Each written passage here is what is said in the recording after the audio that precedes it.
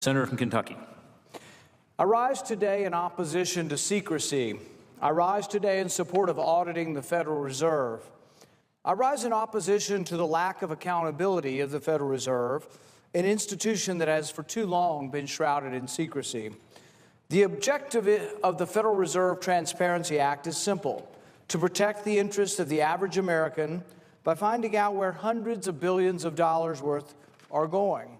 The Federal Reserve has the ability to create new money and to spend it on whatever financial assets it wants, whenever it wants, while giving the new money to whichever banks it wants. Yet if the average Joe and Jane from Main Street printed their own money, they would be imprisoned as counterfeiters. Nowhere else but in Washington, D.C., would you find an institution with so much unchecked power. Creating new money naturally lowers interest rates, or the price of using money. Put another way, the Federal Reserve's unchecked printing press creates a price control on the cost of using money. Throughout our country's history, price controls have never worked, and the Fed's price control on interest rates has also not worked. Think back to the housing bubble. Artificially low interest rates led to many individuals buying, selling, and investing in the housing industry. This in turn led prices to soar, which ultimately led the economy to spiral down to the Great Recession of 2008. Since the 2008 financial crisis, the Fed has increased its balance sheet from less than $1 trillion to over $4 trillion. Although the Fed has created trillions of new dollars, it has become apparent that most of this money is not finding its way into the hands of average Americans. From 2009 to 2012, the incomes of the top 1% increased by a whopping 31%, while everyone else's income increased by only 0.4%. The reason for this is simple. Big banks, corporations, and government entities receive the Federal Reserve's money long before anyone else, and they bid up the prices of assets before the rest of us can get to purchase them. Former Federal Reserve Governor Kevin Warsh once referred to the Fed's easy money policy as the reverse Robin Hood effect. If you have access to credit, if you've got a big balance sheet, the Fed has made you richer. This is a way to make the well-to-do even more well-to-do. The side effect of this uneven distribution of money is painfully apparent to anyone who shops at a grocery store. Over the past 15 years, the price of white bread has increased by over 50%, while the price of eggs has more than doubled. The cost of housing has also appreciated significantly in many areas. When adjusting for inflation, the price of housing in San Francisco has increased by 58% over just 25 years. Real household income for regular Americans has declined 10% over the past 15 years. Higher rent and higher grocery bills cause lower-income workers to incur more loans and credit card debt, which involve far higher interest rates than what the banks and Wall Street are currently paying.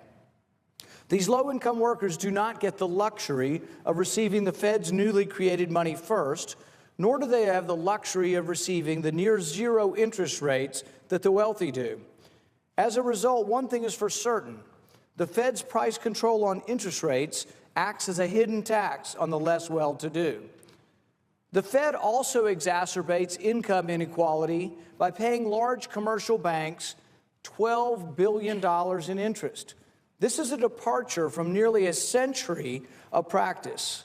While individual savers earn practically no interest, the big banks are given $12 billion per year in interest. There's a revolving door often between the Fed, the Treasury, and Wall Street. It's a revolving door in a building that is all too eager to enrich big banks and asset holders at the expense of everyone else. I think it's about time we pull back the curtain to uncover this cloak of secrecy once and for all. Who is receiving the loans from the Fed today? Who is the Fed paying interest to? Are there any conflicts of interest about how these payments are determined? Are there any checks and balances on the size of these payments? The Federal Reserve Act actually forbids the Fed from buying some of the troubled assets that it bought in 2008 yet they did it anyway. Given all these unanswered questions, and given the sharp increase in the risk of the Fed's balance sheet, it is unquestionably necessary for the Fed to be audited more thoroughly than it has in the past. Audit the Fed is just 3 pages long, and it simply says that the Government Accountability Office, the GAO, which is a nonpartisan, apolitical agency in charge, that they be allowed to audit the Fed, a full and thorough audit. Currently, the GAO is not allowed to audit the Fed's monetary policy deliberations or the Fed's open market committee transactions. The GAO was also forbidden from reviewing agreements with foreign central banks. During the downturn in 2008, trillions of dollars were spent, much of it or quite a bit of it on foreign banks, and we are not allowed to know what occurred, to whom this was given, and for what purpose. The Fed audit in its current form is virtually futile. When these restrictions were added to the audit in the 1970s, the GAO testified before Congress saying, "We do not see how we can satisfactorily audit the Federal Reserve without the authority to examine its largest single category of financial transactions and assets." To grasp just how limited the current audit is, recall that in 2009, Democratic Congressman Alan Grayson asked then-Fed Chairman Ben Bernanke which foreign countries received $500 billion in loans from the Fed.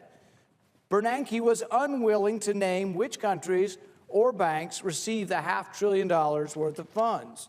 That's right, the Fed swapped $500 billion to foreign countries in secret and did not even have the decency, under testimony before Congress, to report the details.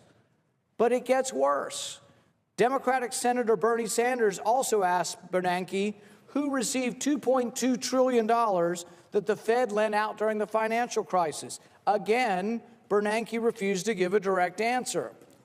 In the 2011 Dodd-Frank law, Congress ordered a limited one-time GAO audit of Fed actions. During the financial crisis, that audit uncovered that the Fed lent out over $16 trillion to domestic and foreign banks during the financial crisis. Mr. President, could I ask unanimous consent for an extra 5 minutes? Is there objection? Senator Pyle. Does Senator Paul have how much time do we have? I'd be happy to ask unanimous consent for equal time. Senator Paul's time has expired. The majority of time has expired. Mr. President, I only need 5 minutes, so I'm willing to cede whatever remains so he can have enough time. Each side gets. But I would like to reserve 5 minutes, and I lift my objection. Well, the unanimous consent would be to have 5 extra minutes and to give you as much time as you need to conclude. Without objection. Senator from Kentucky. Both Republicans and Democrats agree that it is absurd that we do not know where hundreds of billions of dollars worth of our money is going. In fact, last year, my Audit the Fed bill received the support of nearly every Republican in the House and over 100 Democrats. Some say that an audit will politicize the Fed. I find this claim odd, given both sides of the aisle support for the bill.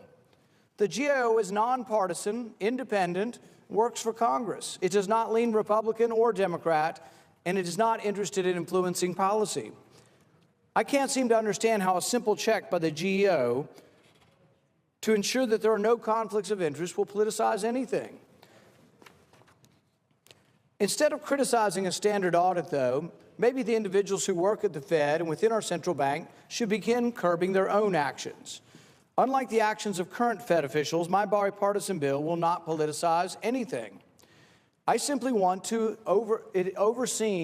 Fed overseen to ensure that our central bank isn't picking favorites, and I want to ensure that it remains solvent. Like every agency, the Federal Reserve was created by Congress and is supposed to be overseen by Congress. Auditing the Fed should not be a partisan issue. Regardless of one's monetary policy views, regardless of whether you think interest rates should be higher or lower, everyone can and should agree that for the sake of the country's economic well-being, we need to know what has been going on behind the Federal Reserve's cloak of secrecy. It's time we quit this guessing game. It's time we audit the Federal Reserve once and for all to restore transparency to our nation's checkbook. Thank you, Mr. President.